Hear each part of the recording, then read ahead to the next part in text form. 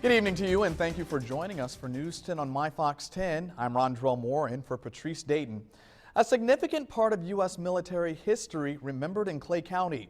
You may have heard of the Tuskegee Airmen, an elite group of African-American men who flew and maintained combat aircrafts.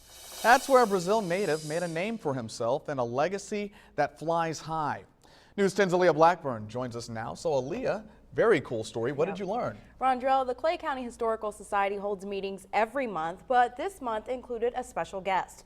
Born just before World War II, Charles T. Hall never had the chance to know his father. But through history and real stories from family, now he does.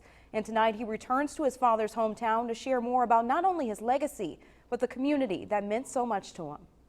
Returning to Brazil, Indiana, visiting the Clay County Historical Society, Charles T. Hall recalls the life's work of his father. The information that I have concerning my father is what most people have access to, and that really is history books. That's because his father, the late Charles B. Hall, was a Tuskegee Airman. He was the first African American to shoot down an enemy aircraft in wartime.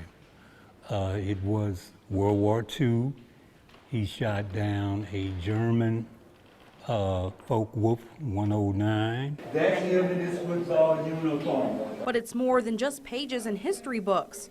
Hall was a Brazil native, a man who loved and cared deeply about his community. To even talk about his experiences growing up in this community, you know, having attended Brazil high school, you know, having played basketball, run track, football. And with the help of Maxine, his father's first wife, and pages of history. They flew and they had combat experience, but there was also that experience of becoming men, becoming fathers, becoming leaders in the community. Many of them had remarkable lives after leaving the military. Here was a young man who bloomed and blossomed in this western Indiana community. The story of this family legacy flies freely for years to come. You're flying for country, you're flying for freedom. Some of that freedom may not be absolutely 100% yours, but you know that in the very near future, at some point, you're going to get the 100% freedom. Charles B. Hall passed away in 1971. He was 51 years old. His birthday is this month, though, August 25th. Rondrell, back to you. Thank you very much, Aaliyah.